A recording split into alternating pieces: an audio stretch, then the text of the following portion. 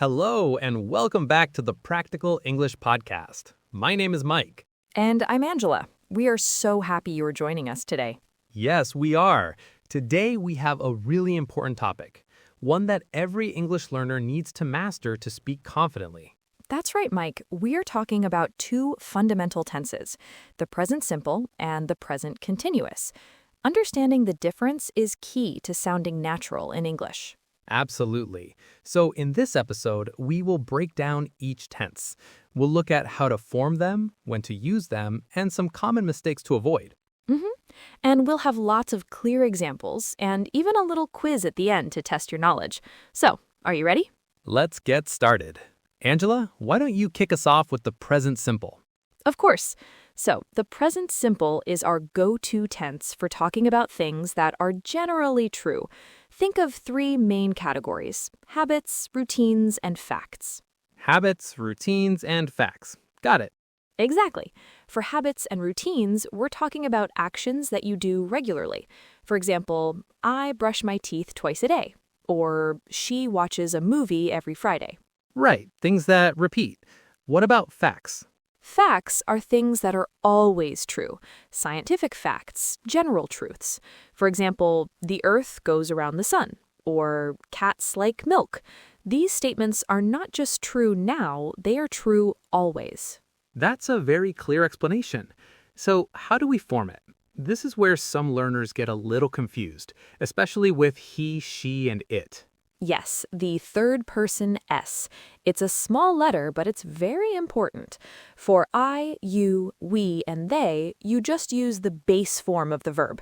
I work, you play, we eat. Simple enough. But for he, she, and it, you need to add an S to the end of the verb. So he works, she plays, it eats. Don't forget that S. That's a great point, Angela. And there's another use for the present simple that's really useful, especially for planning. That S is so important. Another key part of the present simple is using adverbs of frequency. Words like always, usually, often, sometimes, and never.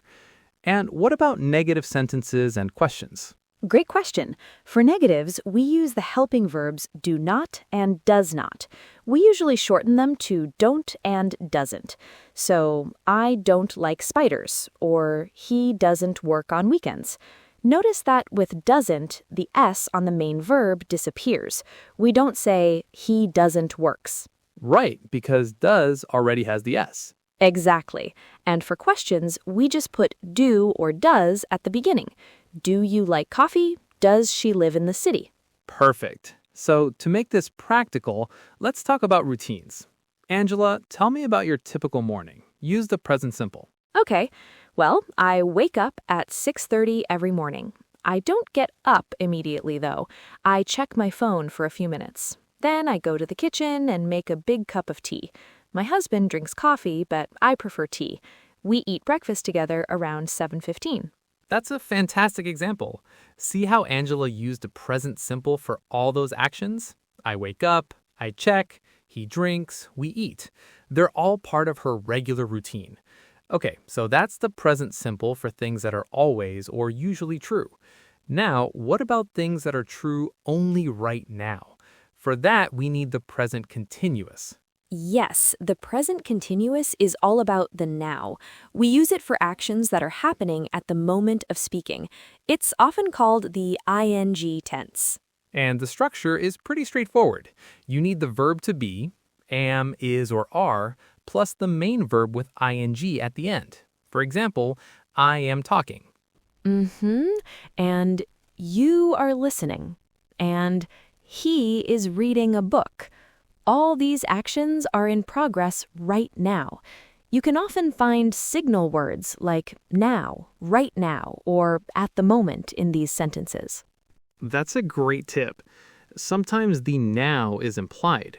If I say, shh, be quiet, the baby is sleeping, I mean the baby is sleeping right now. Good one. We also use the present continuous for temporary situations. These are actions that are happening around now, but not necessarily at this exact second. For example, I am studying French this year.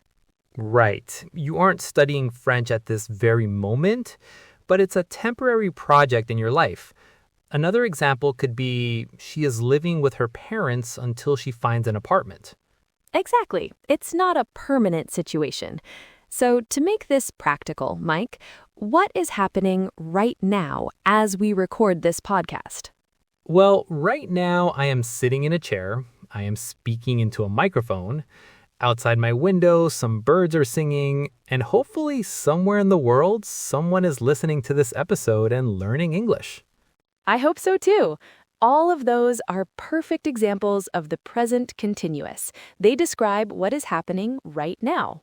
Okay, so now we have our two tenses present simple for routines and facts, present continuous for now and temporary situations. The best way to understand the difference is to see them side by side. I agree. Let's use an example. If I say, I play the guitar, what does that mean, Mike? I play the guitar. That's present simple. It means it's a hobby of yours. You know how to play the guitar. It's a general skill or habit you have. Correct. But what if I say, be quiet, I am playing the guitar? Now that's present continuous. It means you are holding your guitar and making music right now, at this very moment. Exactly. Let's do another one. It rains a lot in London versus take an umbrella, it is raining. Okay, it rains a lot in London is a general fact. It's a characteristic of the city's weather. That's present simple. But it is raining means right now water is falling from the sky. That's present continuous. You've got it. Now, there's an important point we need to mention. Stative verbs. Oh, this is a big one. This trips up a lot of learners. It does. Stative verbs describe states or conditions, not actions. Think about feelings, thoughts, and senses. Verbs like love, know, want, believe, need, understand. Right. And the rule is that we normally don't use these verbs in the present continuous form, even if we mean right now. Exactly. So you would say, I need help now, not I am needing help now, or she knows the answer, not she is knowing the answer. It might feel like it's happening now, but because need and know are stative verbs, we use the present simple. That's a very important rule to remember. It will make your English sound much more natural. Okay, Mike, I think it's time for a little interactive practice. Are you ready for a quiz? I am. And for our listeners at home, you can pause the podcast after each question and try to answer yourself before we give the correct answer. Sounds great. Okay, question number 1. Complete the sentence, my brother is a chef. He cook delicious food. Okay, this is about his job, something that is generally true, so it must be present simple. And he needs the S, so he cooks delicious food. Correct. Well done. Question 2. Please be quiet. I try to study. The first part, please be quiet, tells me this is happening right now, so it's present continuous. I am trying to study. Perfect. Number 3, she not like coffee. She prefers tea. This is about her preference, a general truth about her. It's a negative sentence, and like is a stative verb. So, present simple negative. She doesn't like coffee. Excellent. Last one, a question. You blank watch this movie right now, or can I change the channel? The signal word is right now. So, it's a present continuous question. Are you watching this movie right now, or can I change the channel? Fantastic. 4 out of 4, and we hope our listeners did great as well. All right, that brings us almost to the end of our episode. Let's do a very quick recap of the main points. Good idea. So, number 1, use the present simple for habits, daily routines, and facts, things that are generally or always true.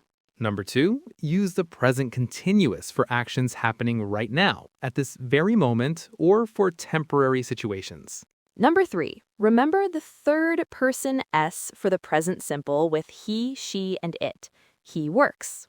And number 4, remember that stative verbs like know, want, and believe are usually not used in the continuous form. That's a perfect summary. The best way to get comfortable with these tenses is to practice. So for your homework, try this. Today, write down 3 sentences about your daily routine using the present simple. And then look around you and write 3 sentences about what is happening right now using the present continuous. This simple exercise will really help. It really will. Well, that's all the time we have for today. Thank you so much for listening to the Practical English Podcast.